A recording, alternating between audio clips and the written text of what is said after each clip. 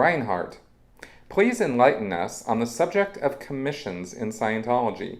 Does Scientology really pay out cash commissions like Amway or Avon or Nuskin? Who gets how much for what? Is this official with receipts, etc., or is it under the table? Yes, Scientology does do commissions. Hubbard set it up. I think back in the 60s is what was called the field staff member system was set up. And the idea was to appoint every single person, or as many people as they could, who were Scientologists who weren't official staff members, to become what he called FSMs, or field staff members. And they would there was a commission system set up, and I think it was 15%, 10% or 15% of service sales or book sales that those FSMs would do in order to bring new people into Scientology or recover people who had been in Scientology back in and get them going on services again. And the way it basically works is, let's say you're Joe FSM, right? You've been appointed and you're, Scientologist in good standing. This isn't just anybody. You have to be a Scientologist, of course. And you go and you tell your friend about Scientology or some guy about it. And so Bill, you drag Bill in, and Bill signs up for a course. And let's say he pays $100 for that first course. So that week, you get like 10 or 15 bucks. Now, I'm not sure on the rate of the commissions at this point. It might have even gone down to 5%. I don't know what the commission rate is now.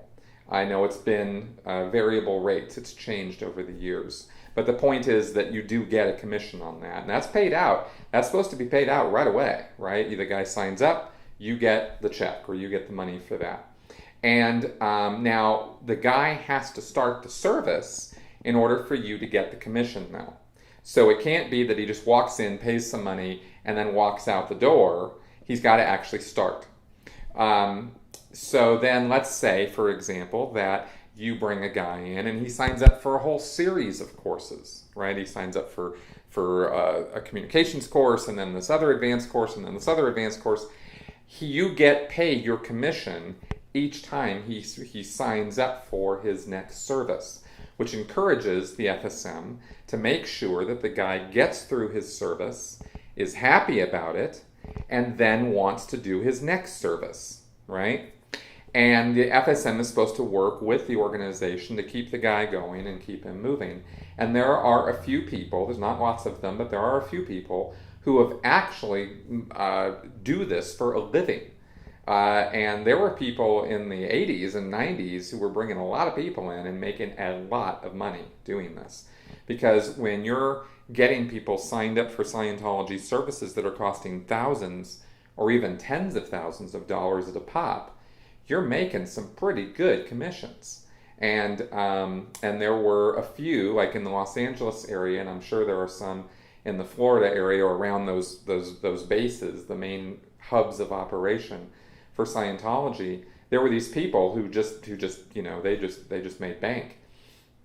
And they would bring new people in, or like I said, they would recover people who had been on services and were no longer interested in Scientology or had faded away or something like that.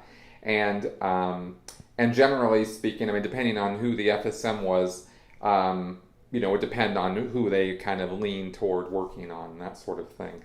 It's all official. There are receipts. This is all above the boards and a fully, integrated system within the Scientology accounting system and within the Scientology framework. This was reported onto the IRS. They know about this, and that's basically how the system works. So there you go.